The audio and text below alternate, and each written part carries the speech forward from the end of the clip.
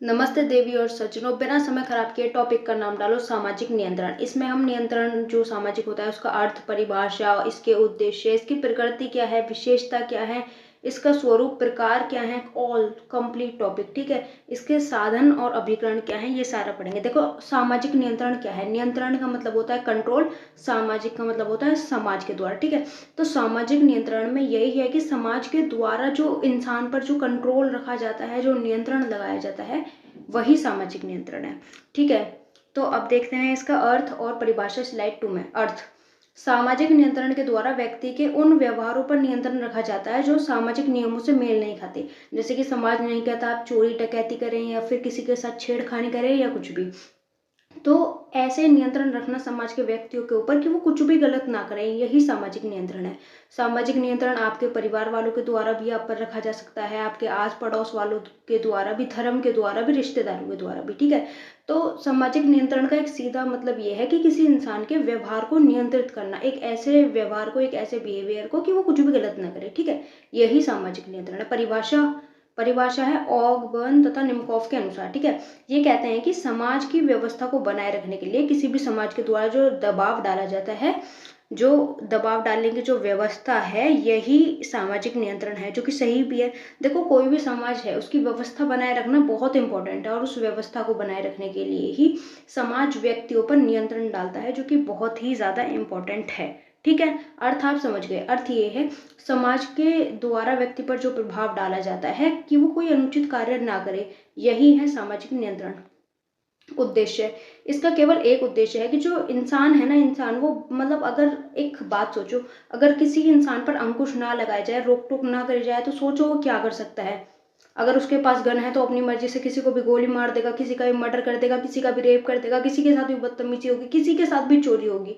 तो ये सामाजिक दबाव ही तो है जो कानून डाल रहा है या फिर हमारे समाज के लोग डाल रहे हैं, जिसकी वजह से हम अनुचित कार्य नहीं करते।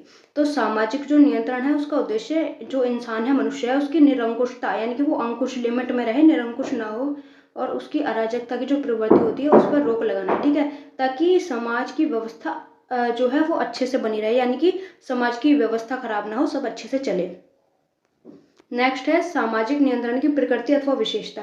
इसकी पहली विशेषता है कि ये इंसान का जो निरंकुश व्यवहार है, अराजकता है, उस पर रोक लगाती है। बहुत महत्वपूर्ण भी है ये। ठीक है, और ये मतलब जो एक सामाजिक नियंत्रण होता है उससे शांति आती है, व्यवस्था जो होती है उसमें एक रूपता में भी वृद्धि होती है। क्योंकि जब कोई इंसान निरंकुश हो जाएगा, उस पर किसी का अंकुश नहीं रहेगा, वो किसी के रोक टोक सुनेगा नहीं, तो वो हर जगह अशांति अशांति फैला देगा। ठीक है, अगला है समाज जो है वो औपचारिक और अनौपचारिक साधनों से सामाजिक नियंत्रण रखता है। औपचारिक साधन हो गए जैसे कि कानून के द्वारा, राज्य सरकार के द्वारा। अनौपचारिक जैसे कि पड़ोसियों ने ताना मार दिया, या फिर आप उनके दबाव में आकर कोई काम, गलत काम नहीं कर रहे, इस तरह। ठीक है, औपचारिक वो है जो कानून के द्वारा है, लिखित में है, ठीक से है। अनौपचारिक वो जो समाज के लोगों के द्वारा है, या फिर आस पड़ोस वालों, परिवार, धर्म के द्वारा है। और इसकी चौथी विशेषता है कि सामाजिक नियंत्रण जो है ये एक सतत प्रक्रिया है, यानी कि ये जब इंसान पैदा होगा तब से लेकर जब तक वो मरेगा तब तक चलती ही रहेगी। ठीक है, समझे। नेक्स्ट है सामाजिक नियंत्रण के स्वरूप और प्रकार। इसके देखो मेनली मैं बताऊं तो 3 प्रकार हैं, वैसे इसके और भी हैं लेकिन वो इतने ज्यादा मेन नहीं है। ठीक है, तो 3 में पहला है औपचारिक और अनौपचारिक। औपचारिक वही जो कानून के द्वारा है, लिखित में है, या फिर राज्य सरकार वगैरह के द्वारा है। अनौपचारिक आपके परिवार वाले हुए, धर्म देश के लोग हुए, आपके आस पड़ोस वाले लोग हुए, रिश्तेदार हुए, नातेदार हुए। ठीक है, तो औपचारिक डेफिनेशन देखिए। औपचारिक सामाजिक नियंत्रण की स्पष्ट परिभाषा होती है, यानी कि एक स्पष्ट परिभाषा है, लिखित कानून के द्वारा इसे परिभाषित किया जाता है, और इसे मानना अनिवार्य है क्योंकि कानून आप नहीं तोड़ सकते। जबकि अनौपचारिक नियंत्रण जो है ये वो नियंत्रण है जो कानून के द्वारा नहीं बल्कि अनौपचारिक रूप से, जैसे कि धर्म हुआ, परिवार हुआ, समाज के अन्य व्यक्तियों के द्वारा लगाया जाता है। ठीक है, इसे नहीं मानेंगे तब भी चलेगा। ठीक है, और अब है सकारात्मक नियंत्रण और नकारात्मक नियंत्रण। सकारात्मक और नकारात्मक नियंत्रण में क्या है? सकारात्मक नियंत्रण एक ऐसा नियंत्रण है कि आपके ऊपर नियंत्रण तो रखेंगे आपके परिवार वाले, लेकिन वो एक पॉजिटिव तरह से नियंत्रण रखेंगे। लाइक वो आपको पुरस्कार दें, या फिर आपको कोई चॉकलेट दें, आपके पापा आपके फॉरहेड पे किस करें और बोले वाह मेरे बेटे ने कितना अच्छा काम किया, और आप उसी तरह अच्छे काम करते हैं, आप गलत काम की ओर ना जाएं। तो ये नियंत्रण तो है कि आप गलत काम की ओर नहीं जा रहे, आप अपने माता पिता की वजह से अच्छे काम कर रहे हैं, लेकिन ये सकारात्मक है। वहीं नकारात्मक में क्या आ गया, आपको किसी ने डांट दिया, धमका दिया, या फिर आप मतलब बहुत ही बुरी तरह से डरा दिया, धमका दिया, और आप बहुत ज़्यादा प्रेशराइज्ड हो गए और आप गलत कामों की ओर चले गए, या फिर आप मैं तो अब और भी ज़्यादा गलत काम करूंगा ऐसे सोच रहे हैं, ऐसे कर रहे हैं। तो देखो ये क्लियर है कि औपचारिक अनौपचारिक हुआ। औपचारिक वो जो लिखित है, कानून की तरफ से है, स्पष्ट है। अनौपचारिक वो जो फैमिली वालों की तरफ से हुआ, आस पड़ोस वालों से हुआ, वो लिखित में नहीं है, औपचारिक यानी कि कानूनी भी नहीं है।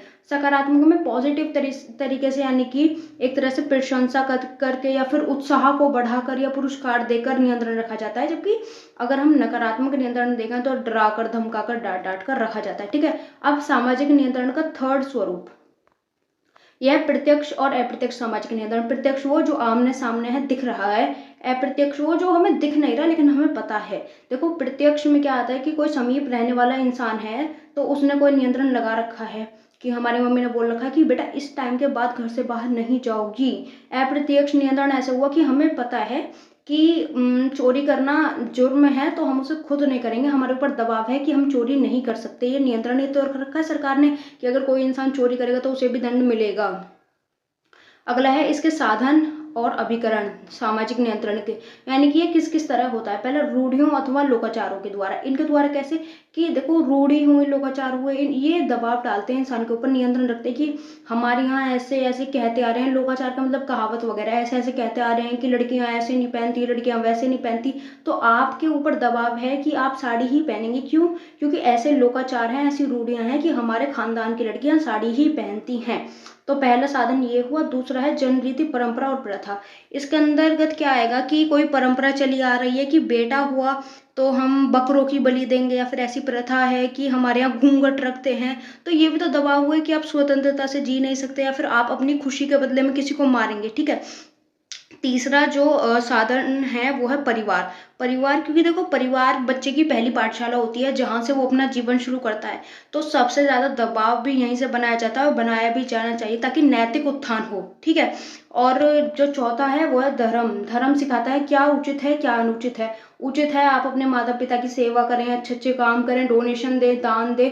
अनुचित है आप किसी का हक मार लें, या फिर आप किसी की कोई वस्तु चुरा लें, इस तरह। तो धर्म जो है ये भी एक सामाजिक दबाव डालता है, लेकिन ये पॉजिटिव है। ठीक है। और एक जाति हुई, जाति में मान सम्मान आदर्शता, भाई हमारा बहुत मान सम्मान है, हमारी ऊंची जाति है, या फिर आप किसी जाति में ऐसा है कि हम दूसरी जाति के लोगों से शादी नहीं करते, या फिर आदर्शता जो है वो देखी जाती है नॉर्मली। ठीक है। तो ये भी एक सामाजिक नियंत्रण रखती है। अगला है राज्य और कानून। राज्य और कानून ये एक औपचारिक साधन है। इसमें नॉर्मली देखो कानून और राज्य ये तो सबके ऊपर रखेंगे ही रखेंगे नियंत्रण। अगला है विश्वास। इसमें क्या है, जैसे कि किसी का विश्वास होता है स्वर्ग में जाएंगे, भाई नरक में जाएंगे, गलत काम नहीं करने, इस तरह। तो ये भी नियंत्रण ही है इंसान के ऊपर, जो उसका विश्वास है कि गलत करेंगे तो स्वर्ग में जाएंगे, तो वो इस तरह गलत काम नहीं करेगा। ये भी सामाजिक नियंत्रण है। ठीक है। तो वीडियो यहीं पे ख़त्म हो रही है। अगर टॉपिक समझ में आए तो प्लीज़ प्लीज़ प्लीज़ लाइक करें, शेयर करें, सब्सक्राइब करें। Thank you.